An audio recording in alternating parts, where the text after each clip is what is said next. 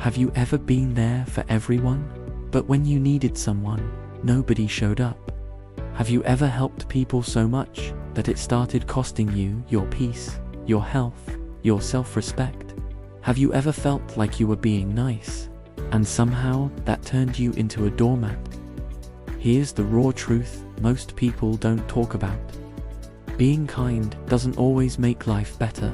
Sometimes it makes life brutal. Because when you give without limits, people don't see kindness. They see access. They see opportunity. They see someone they can rinse again and again. This is the story of a man who learned that lesson the hard way.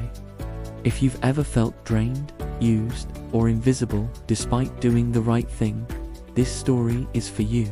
In a small working-class town, there lived a man named Ethan. Ethan wasn't rich. He wasn't powerful. He wasn't famous. But everyone knew him. Why? Because Ethan was that guy. The guy who always helped.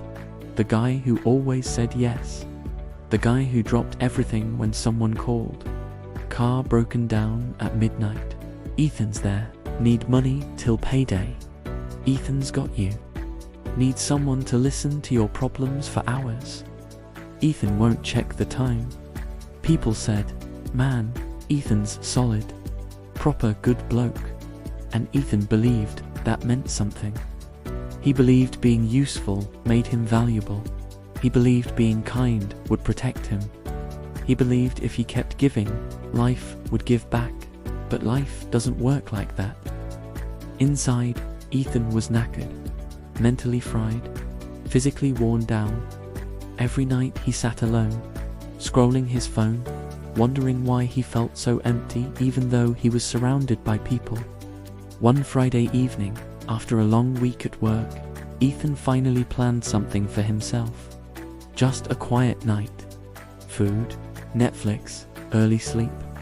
Nothing fancy, just peace. Then his phone buzzed. It was Jake, a mate who always had problems but never solutions. Bro, I need you. Proper emergency, Jake said. Ethan sighed. His body was screaming, no. But his mouth said, all right, I'm coming. Jake needed help moving furniture. 3 hours later, Ethan's back was shot. His hands were shaking, and Jake clapped him on the shoulder. Nice one, mate. Same time tomorrow. Got more stuff? No thank you. No offer to help Ethan back. Just another demand. Ethan drove home in silence, gripping the steering wheel, feeling stupid but not knowing why. A week later, his cousin Liam asked to borrow money. Just £100, fam. I'll sort you next week. Ethan had lent him money before, never got it back, but he sent it anyway. Next week came and went, then another. When Ethan finally brought it up, Liam laughed. Why you stressing over money? Thought you were chill like that. That one hurts. Helping had somehow turned Ethan into the villain. The breaking point came at work. Ethan was always covering shifts, staying late, fixing other people's mistakes. So when promotions came around, he assumed his effort would count. It didn't. The manager called him in and said, "You're reliable, Ethan. We need you right where you are. Reliable, not respected, not rewarded, just used."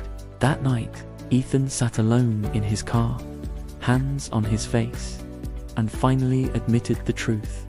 Helping everyone was ruining his life. A few days later, Ethan met an old man at a late-night cafe. They got talking, real talk, no filters. Ethan opened up. Everything spilled out. The old man listened quietly, then said something Ethan would never forget. "Son, you're not kind. You're scared." Ethan froze. "What?" "You're scared of disappointing people. Scared of being disliked. Scared of being alone. So you buy love with sacrifice." That hit like a punch to the chest. The old man continued, "Kindness without boundaries ain't kindness. It's self-harm. That night, something shifted. The next time Jake called, Ethan said, "Can't do it." Jake laughed. "Come on, don't be like that." Ethan didn't explain. He didn't apologize. He just repeated, "No." Jake went quiet, then annoyed, then cold, and you know what? Ethan survived. Then Liam asked for money again. Ethan said, "Nah." Liam snapped, "You've changed, bro. You're selfish now." Ethan realized something powerful in that moment. The people who benefit from your silence will always hate your boundaries. At work, Ethan stopped staying late, stopped fixing other people's mess, started doing his job, and only his job. Suddenly, he wasn't reliable anymore. He was difficult. But for the first time, he slept properly. Months passed. Most people faded away. Calls stopped. Messages dried up. And that's when Ethan saw the truth. Most of those relationships were never real. They were transactions. But something unexpected happened too. A few people stayed. People who respected his time. People who said thank you. People who gave back. Those people mattered. One evening, Ethan ran into the old man again. "You look lighter," the man said. "I am," Ethan replied. "I didn't stop being kind. I just stopped being stupid." The old man smiled. If you're watching this right now and you feel tired all the time, if you're the one who always gives and never receives, if people only call you when they need something, listen carefully. You are not selfish for saying no. You are not cruel for choosing peace.